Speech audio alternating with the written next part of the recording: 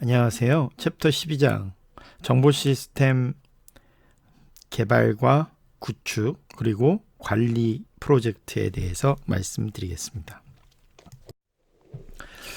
여러분들 잘 알고 계시지만 이제 새로운 정보 시스템을 개발할 때 이제 어떤 식의 단계를 밟아 가야 되겠느냐?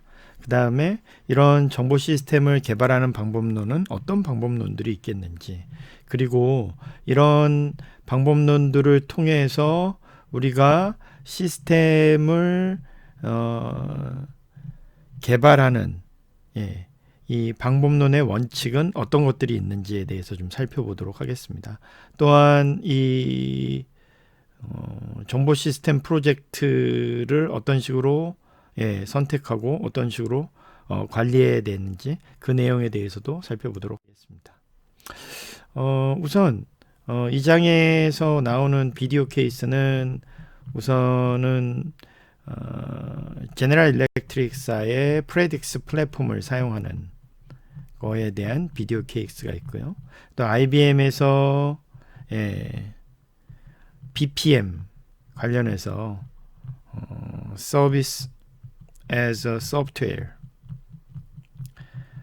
환경을 어떤 식으로 구축했고, 또한 IBM은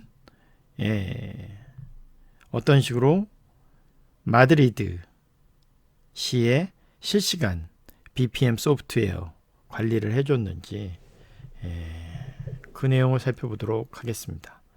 그리고 또 다른 비디오로는 이제 플랫폼 매니저 서비스는 무엇이고, 그 다음에 비즈니스 프로세스 매니지먼트와 관련되어져 있는 비디오가 있습니다. 이 내용은 수업 시간에 좀 더 자세하게 우리가 다뤄보도록 하겠습니다. 여러분도 잘 알고 계시지만 기본적으로 이제 정보 시스템을 구축할 때 우리가 생각해야 되는 것들이 있습니다. 실질적으로는 이제 과거에 사용하던 시스템과 새로운 정보 시스템의 이제 사용이 중복이 되어지게 됩니다.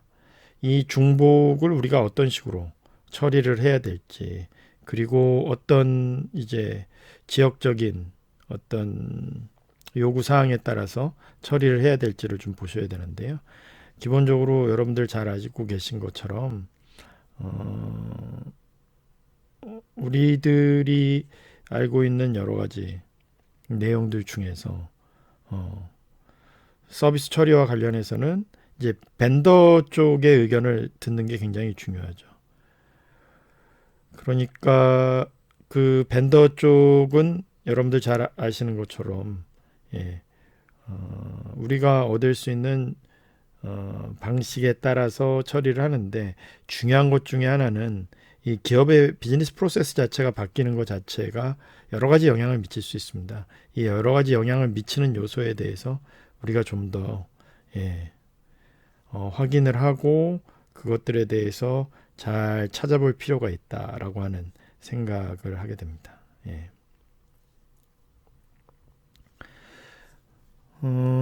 근데 여기서 우리가 이제 또 고려해야 되는 요소 중에 하나가, 여러분들 이제 새로운 그러면 정보 시스템을 우리가 구축을 한다. 결국에는 정보 시스템의 어떤 요소들을 우리가 구현을 해서 구축을 해서 얻게 되는 이점들이 어떻게 있고, 그것을 통해서 비즈니스 프로세스는 어떻게 바뀌는지, 그런 것들을 좀 한번 더 생각해 보도록 하시죠. 결국 새로운 정보 시스템의 개발을 통해서 얻을 수 있는, 그러니까 그런 여러 가지 생길 수 있는 문제점들을 해결해 나감에 있어서 네 가지 단계를 생각해 보자. 현재 문제가 무엇인지를 정확하게 정의를 내리고 그것들을 이해해야 되고요. 그 다음에 대안이 되는 솔루션은 어떤 게 있는지를 생각해 보셔야 됩니다. 그리고 그 중에서 여러 가지 솔루션들 중에 선택을 하고, 그리고 그 솔루션에 맞춰서 구현을 해야 된다. 그래서 이 네 가지 단계 중에 처음 세 가지 단계를 우리가 시스템 분석 단계라고 일반적으로 이야기를 한다라고 하는 거죠. 여러분도 잘 알고 계시지만 이제 그림 12.2를 보시면 정보 시스템 이제 솔루션 개발에 있어서 문제가 무엇인지를 파악하고 그 문제의 원인을 파악하고, 그 다음에 그 솔루션의 목적이 뭔지를 파악하고, 그리고서 요구되어지는 정보의 요구사항을 파악하는, 이게 이제 첫 번째 단계인 문제를 파악하고 정의를 내리는 겁니다. 두 번째 단계는 이제 말씀드렸던 것처럼 대안이 될 수 있는 이제 솔루션이 어떤 게 있는지를 파악을 하고, 여러 가지 이제 그 솔루션들 중에서 최적의 솔루션을 우리가 선택을 하고, 그 선택되어진 솔루션을 갖고서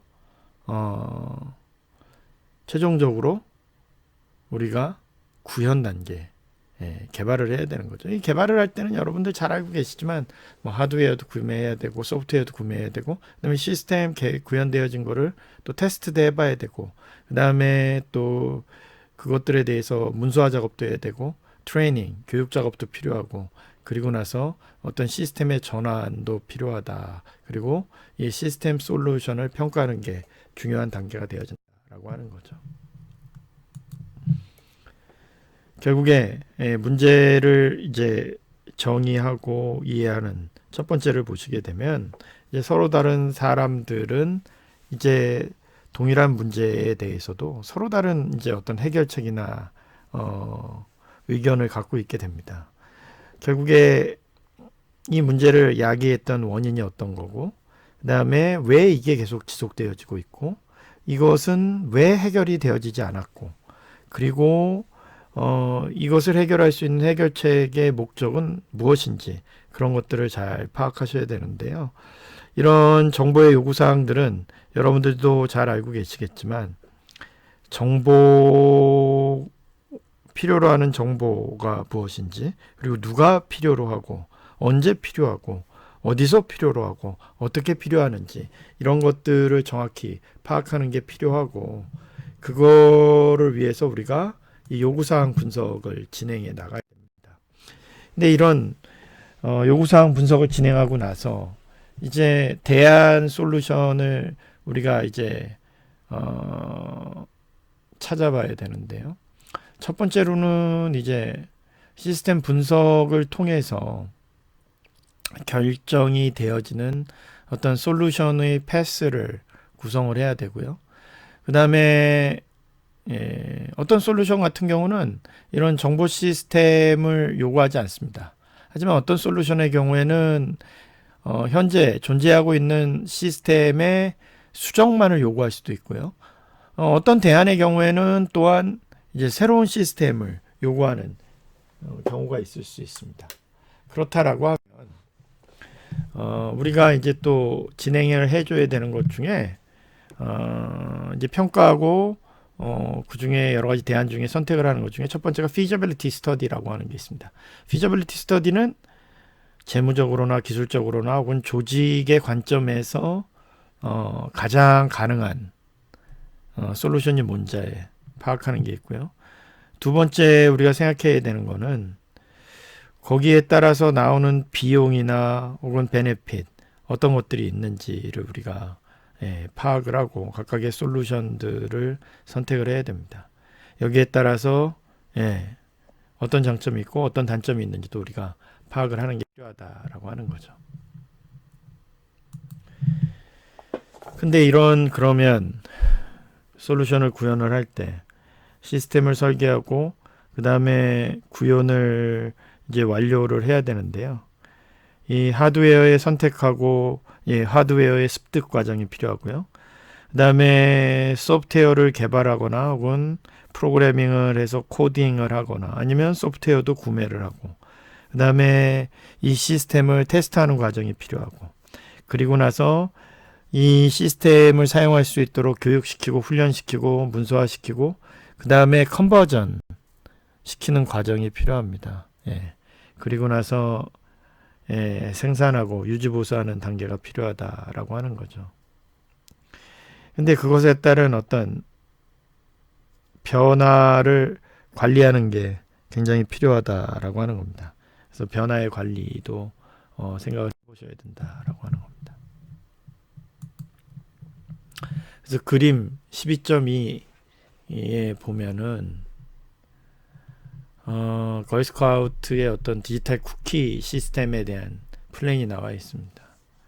그래서 케이스 넘버는 GS0-010, 그 다음에 팔터슨이라는 사람에 의해서 준비가 되어지고 2018년 2월 19일까지 그 다음에 목적은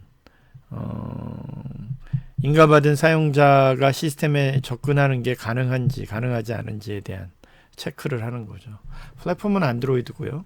그 다음에 이거에 따라서 우리가 진행해야 된 거는 사인인을 하는 거, 유저네임, 그 다음에 선택해서 입력하고 패스워드 선택해서 입력하고 그리고 나서 제출하는 과정이 그거에 따라서 얻어지는 이제 결과물들은 뭐 사용자의 사인인 이런 게 되었을 때 메뉴가 어떻게 나오냐 혹은 패스워드의 커서가 제대로 필드에 위치가 되어지냐 뭐 만약에 정확하지 않은 그러니까 비인가되어진 사용자 이름과 패스워드를 집어넣었을 때 롱 넘버 혹은 롱 패스워드가 나타났다는 것을 나타나게 하는 그게 필요하다라고 하는 겁니다.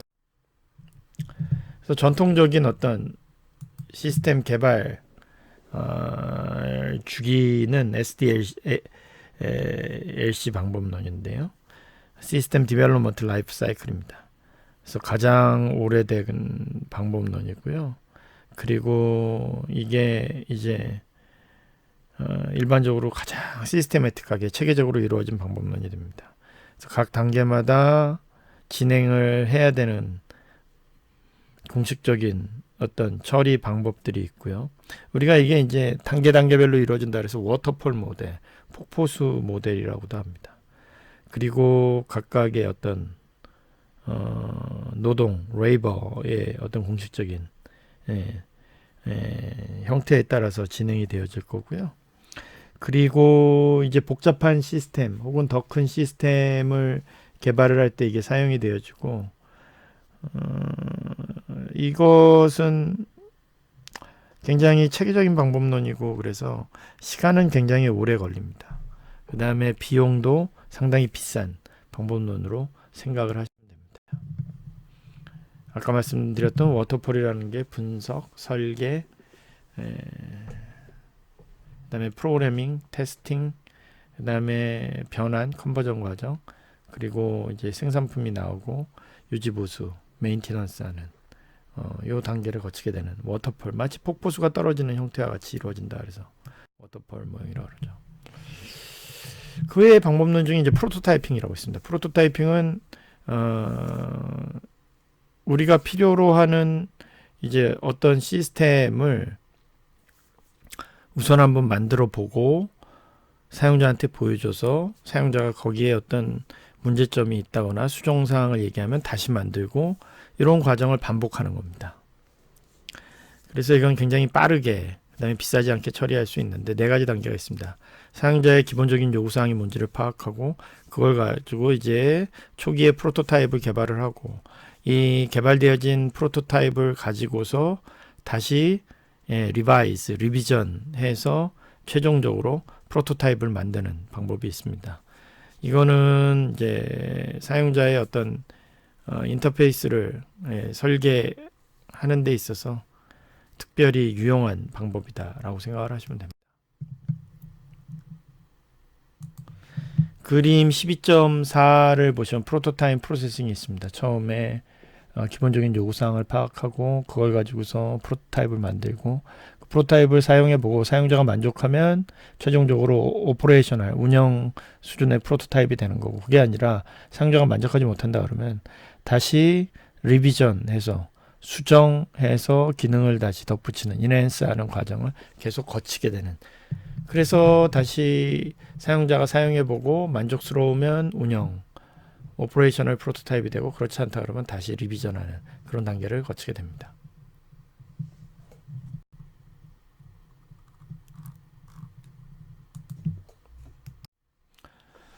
최종 사용자 개발 방법론을 보면 엔드 유저가 직접 간단한 정보 시스템을 개발을 해서 그래서 이제 사용을 하는 건데요. 이때 이제 뭐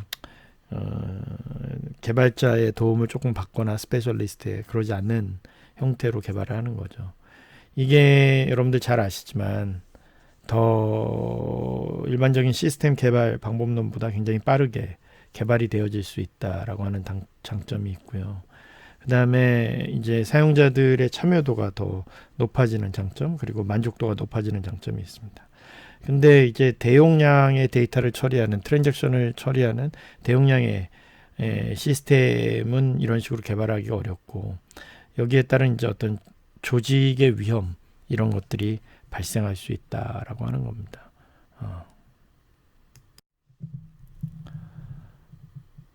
잘 알고 계시겠지만 이제 소프트웨어 패키지, 소프트웨어 서비스, 아웃소싱 이런 것들과 생각을 해주면, 첫 번째는 리퀘스트 포 프로포절.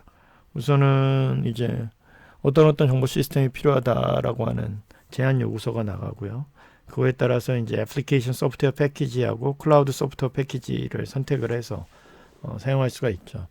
이때 이런 이제 어떤 일반화되어진 유니버셜 펑션을 가지고 있는 그냥 보편적인 기능을 가지고 있는, 이제 표준화된 프로세스에 따라서 보편적인 기능을 가지고 있는 이제 일반화되진 시스템, 혹은 그 고객에 맞춰서 커스터마이즈 시켜서 사용할 수 있는 시스템을 생각해 보실 수가 있습니다. 그 중에서 이제 우리가 이제 아웃소싱을 한다 그러면 국내 업체에 아웃소싱을 하느냐, 아니면 국외 업체 오프쇼어 아웃소싱을 하느냐, 그런 차이가 있죠. 여러분들이 잘 아시고 있겠지만 대한항공 같은 경우, 대한항공의 이제 정보 시스템 같은 경우 IBM에서 아웃소싱해서 담당하고 있고요. 그리고 농협 같은 경우도 IBM에서 담당을 하죠. 그 이유는 이제 농협도 그렇고 대한항공도 그렇고 자신의 코어 컴피턴스, 대한항공은 이제 항공기 운항과 관련된 데 집중을 하고, 마찬가지로 이제 농협 같은 경우 은행 업무, 고객에 대해서 집중을 하겠다라고 하는 거죠. 그렇게 해서 처리하는 형태가 되어진다라고 생각하시면 됩니다. 여러분 보시면 이제 그림 12.5 보면 이제 외부 해외의 아웃소싱을 통해서 나타나는 총 비용, 벤더를 선택하고, 그 다음에 이 시스템을 트랜지션 이양했을 때, 혹은 레이오프가 발생을 했을 때 이제 직원들이나 그런 사람들, 그다음에 혹시 생산성이 떨어지거나 문화적인 이슈가 발생을 했을 때, 그다음에 요 개발 프로세스를 향상시키는데, 그리고 이 계약을 유지 관리 준수하기 위해서 들어가는 비용, 이런 것들이 이제 쭉 나타난 비용을 볼 수가 있습니다. 그래서 베스트 케이스하고 워스트 케이스를 통해서 나타난 비용을 보시면, 이제 에디셔널 비용이 152만 달러가 들어가는 경우도 있고 570만 달러가 들어가는 경우도 있습니다.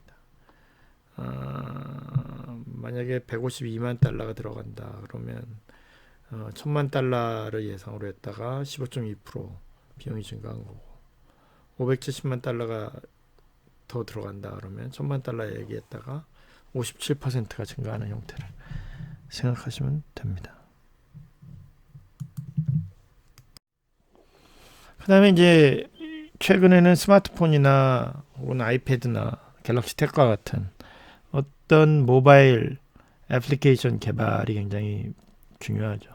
그래서 이제 모바일 웹사이트, 모바일 애플리케이션 개발에 대해서 여러분들 이제 생각을 해보시면, 기본적으로 여러분들 이제 네이티브 애플리케이션이 있습니다.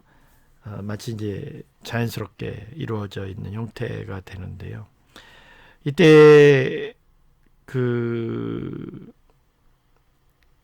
원칙적으로 앱으로만 이제 처리될 수 있도록 되어져 있는 형태로 되어져 있는 게 여러분 이제 네이티브 애플리케이션 형태로 보셔야 되는 거죠. 네이티브 애플리케이션 형태로 해서.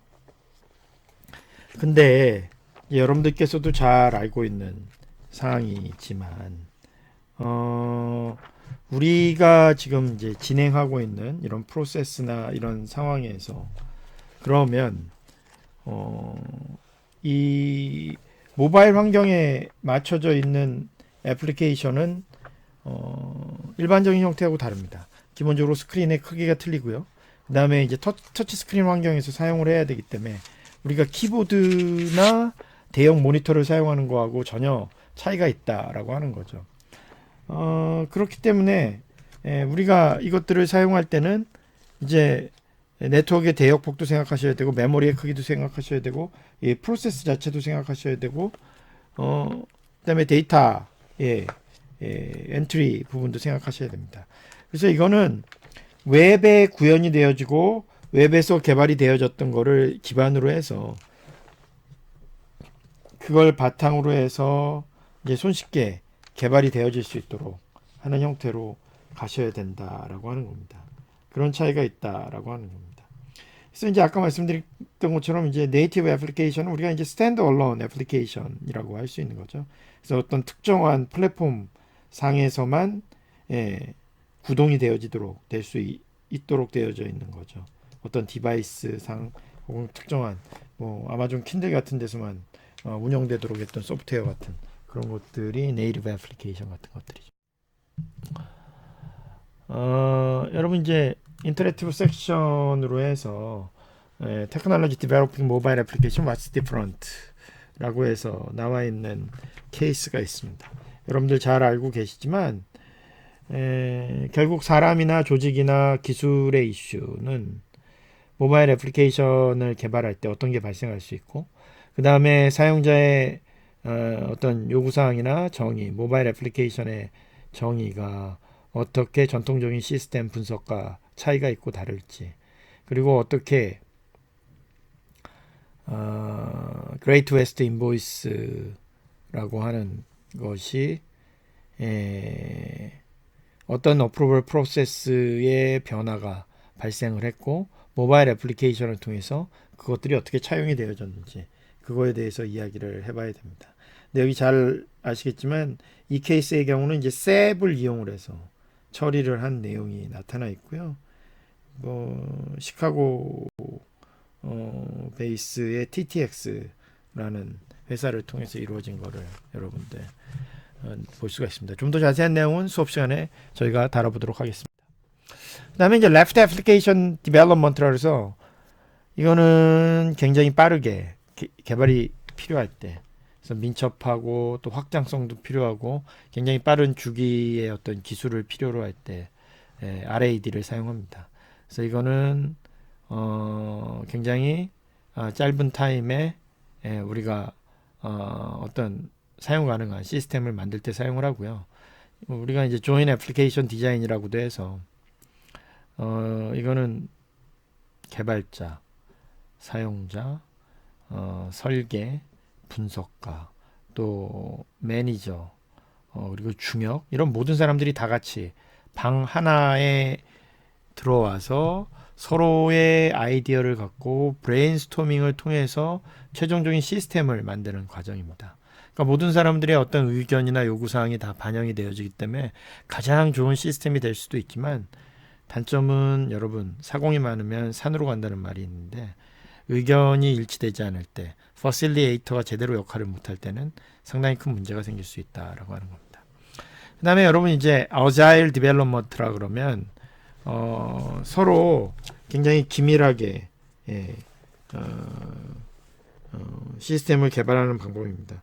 이거는 이제 두 사람이 페어로 짝을 이뤄서 시스템을 개발하면서 계속 테스트하고 그러면서 최종적으로 가는 거고요.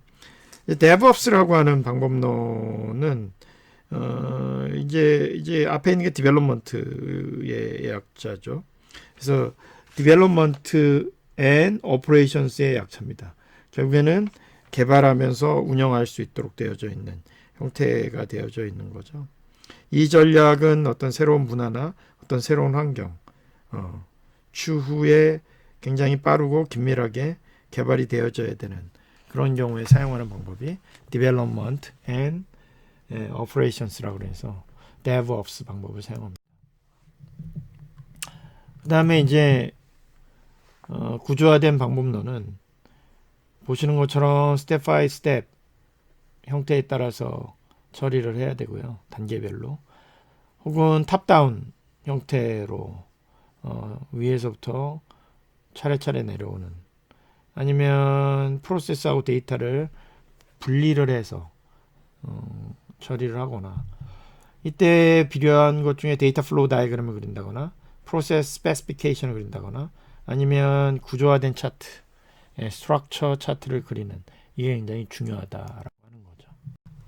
그림이 보여주고 있는 거는 지금 여러분 이제 데이터 플로우 다이그램입니다.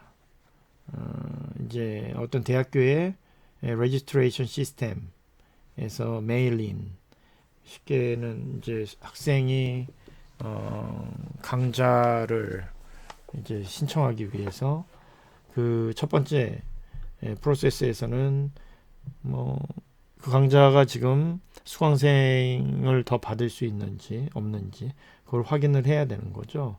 그러기 위해서는 코스 파일에 들어가서 코스가 개설이 되어졌는지, 그렇게 됐을 때 accept가 되어지거나 reject가 되어지거나 선택하고, 그거에 따라서 이제 인로를 해야 되겠죠.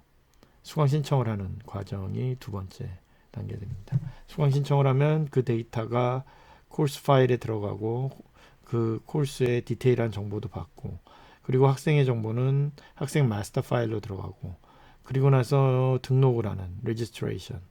그러면 세 번째 단계가 최종적으로 레지스트레이션을 컨펌하는 단계. 그래서 이제 컨퍼메이션 레터가 들어가는 과정이 있게 된다라고 하는 거죠. 그리고 그림 12.7 하이 레벨 스트럭처 차트 for payroll systems 같은 경우는 이제 프로세스 페이롤 같은 경우에 기본적으로 어떤 유효한 인풋을 얻고, 그 다음에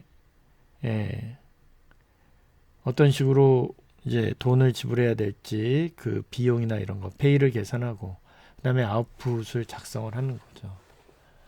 이때 인풋을 얻어서 그 인풋을 유효한지 밸리데이팅하고, 그 다음에 총 비용이 얼마가 들어가는지를 계산을 하고요. 그로스 페이를 계산하고, 그리고 이제 넷 페이는 또 얼마나 되는지를 계산을 하고, 그 다음에 마스터 파일을 업데이트 시키고, 그 다음에 아웃풋 파일을 체크하고 그거에 대해서 이제 리포트하는 그런 과정이 필요한 것 같습니다. 그리고 우리가 이제 사용하는 또 다른 방법론 중에 하나가 object oriented, 기체지향 방법론입니다. 이거는 각각의 시스템에 있어서 object라는 개념을 들고 와서 사용을 합니다. 쉽게 얘기하면 학생 중에 리오라는 학생이 있다. 이 object가 있는데, 이거는 이제 클래스, 학생이라는 클래스에 속하게 되는 거죠. 근데 이 학생은 여러분 잘 알고 계시겠지만 초등학생도 있고 중학생도 있고 고등학생도 있고, 그러면 최상위 클래스, 학생이라는 클래스의 공통 속성을 갖고 하위 속성, 초등학생, 중학생, 고등학생, 대학생들은 자기 자신의 속성을 갖고 최상위 속성으로부터 그 공통 속성을 상속받는 형태가 되어집니다. 인헤리턴스가 되어지죠. 그래서 여러분들 잘 아시는 것처럼 반복적이고, 그리고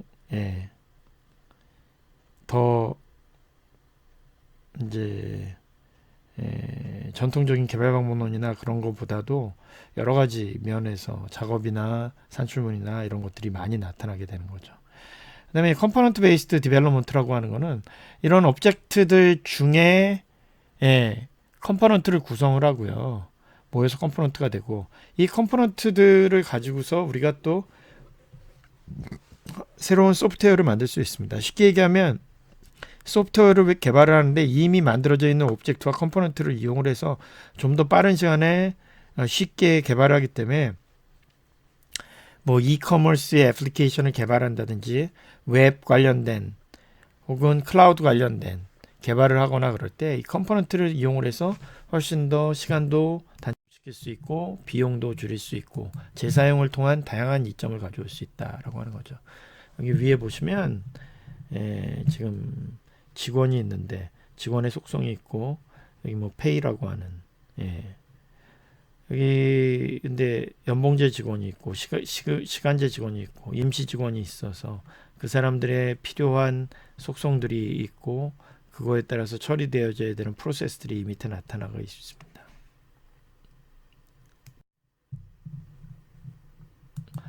그리고 이제 케이스 컴퓨터 에이디드 소프트웨어 엔지니어링인데요.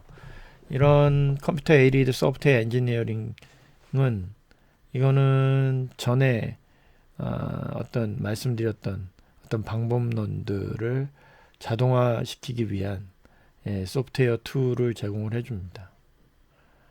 이거는 이제 시스템 개발 방법론 안에서 어떤 반복적인 작업이나 이런 것들을 컴퓨터가 대신해 주니까 어떤 업무의 효율이나 이런 것들을 훨씬 향상시킬 수 있는 이점이 있습니다. 그래서 컴퓨터 에이디드 소프트웨어 엔지니어링 툴을 통해서 문서화 작업을 한다거나 혹은 이제 어떤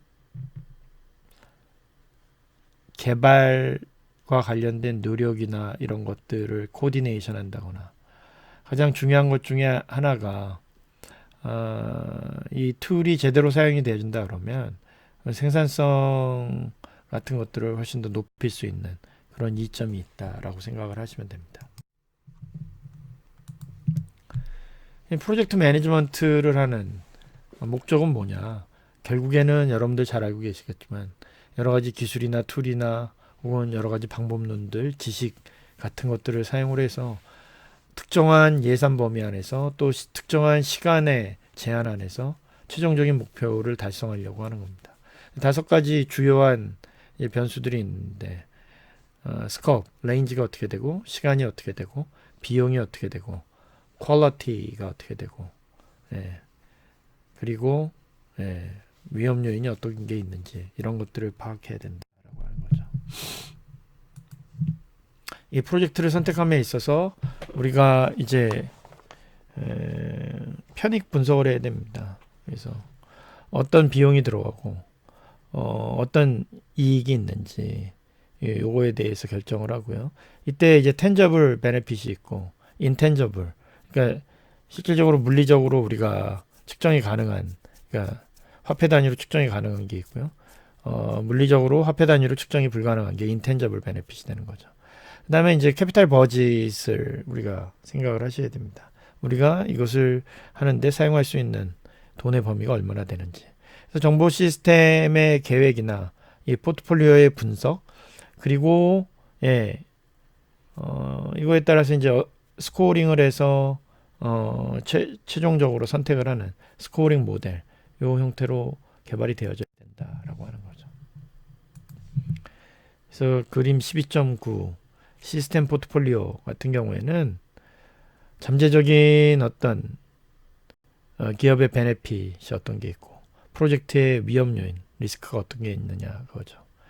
그래서 하이 리스크, 로우 리스크, 그 다음에 하이 리턴, 로우 리턴. 만약에 하이 리스크에 로우 리턴이면 피해야 되는 거고요. 그 다음에 하이 리턴에 로우 리스크면 당연히 개발을 해줘야 되는 거죠. 하지만 로우 리스크에 로우 리턴이다. 그러면 이거는 그냥 정형화되어진 일상적인 프로젝트 형태가 되는 거고, 하이 리스크가 있고 하이 리턴이 있다. 이건 좀 더 천천히 잘 살펴보고 어떤 식으로 진행을 할지에 대해서 좀 생각을 해보고 하셔야 됩니다. 그러면 이제 프로젝트의 위험이나 시스템의 변화 관리와 관련되어진 것들은 어떻게 하느냐. 그래서 여러분 잘 아시는 것처럼 시스템을 구현하고 개발을 할 때 변화 관리 프로젝트가 필요합니다. 변화 관리 프로젝트라고 하는 건 뭐냐. 이제 새로운 시스템을 구현을 해서 도입을 했는데 사용자들이 이제 이 시스템을 어떻게 사용해야 될지, 또 개발자들의 생각만큼, 사용자들의 생각만큼 이 시스템이 개발이 되어졌는지 서로 간에 갭이 발생할 수 있습니다. 그러면 그걸 통해서 어떤 조직에 저항이 발생을 하고요. 새로운 시스템을 사용하지 않으려고 하고, 그러면 이 시스템이 제대로 연착륙해서 제대로 사용될 수 있도록 변화관리, 조직을 변화시키는 프로젝트를 진행해야 되는데 우리가 그걸 체인지 매니지먼트, 변화관리 프로젝트라고 합니다. 이때 우리가 통제해야 되는 위험 요인은 이제 공식적인 어떤 계획과 그리고 그것과 관련된 도구들, 그리고 간트 차트, 퍼트 차트, 그 다음에 프로젝트 관리와 관련된 소프트웨어, 그리고 사용자의 저항, 유저 레지스턴스를 어떻게 극복을 하고 이때 이제 어떤 식으로 어거노믹스 디자인이라 해서 인간공학 형태에서 어떻게 하고 그다음에 어떤 조직에 미치는 영향이나 이런 것들을 어떤 식으로 분석을 해야 될지 이런 내용들을 다 파악을 해서 저희가 진행을 계속 해가야 되는 겁니다. 그것과 관련해서 그림에서 보시는 것처럼 간트 차트 같은 경우는 각각의 테스트들 이름이 나와 있고요. 그것이 얼마만큼의 기간이 투여가 되어져야 되는지 하는 것들이 쭉 나와서 언제 최종적으로 완료가 되는지를 저희가 볼 수 있게 되어져 있는 이게 간트 차트가 되어집니다. 이때 요 그림에서 보시는 것처럼 각각의 태스크하고 이제 맨몬스당 얼마만큼의 시간이 들어가고 이때 이걸 담당하는 사람이 어떻게 시작해서 언제 끝내야 되고 하는 것들을 저희가 잘 파악을 해서 진행을 해야 되고 그거에 따라서 프로젝트가 제대로 성공이 되어질 수 있고 아닐 수도 있게 되어집니다. 4.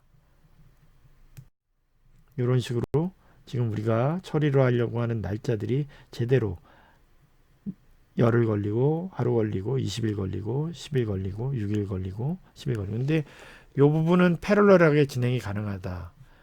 그 다음에 이 업무가 끝나야 이 테스트까지 간다. 파이널라이즈 코드가 돼야 테스트까지 간다.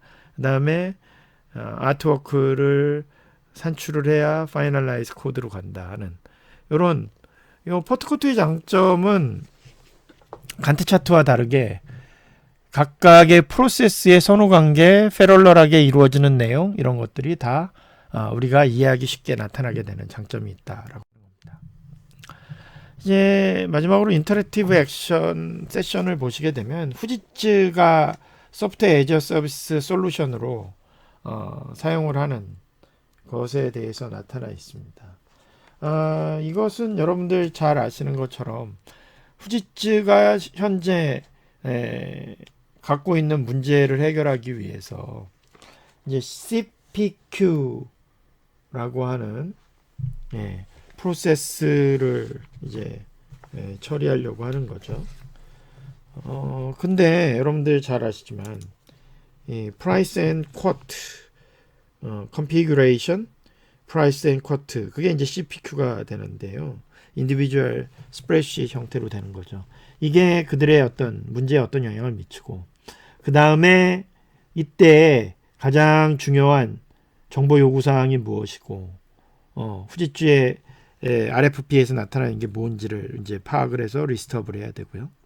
또 하나는 FPX CPQ라고 해서 여러분들 이제 우리가 가장 이제 리거러스한 솔루션으로 소프트웨어 애저 서비스 CPQ 솔루션으로 FPX를 사용하게 되는데 이게 어떤 식으로 선택이 되어지냐 SAP와 어떤 처리 과정 그래서 SAP 인디펜던트 소프트웨어 벤더 독립 소프트웨어 벤더 파트너사를 통해서 처리를 하게 되느냐라고 하는 것들도 굉장히 중요한 요소가 되어주는 거죠.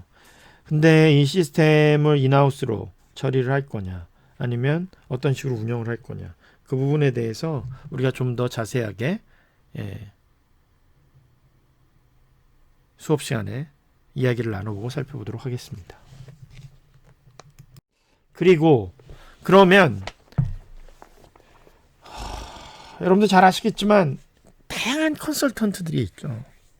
정보 시스템 컨설턴트들이 상당히 많은 회사에서 일을 하게 되는데 그들의 필요한 어떤 리콰이어먼트가 어떤 게 있겠는가라고 하는 거고요.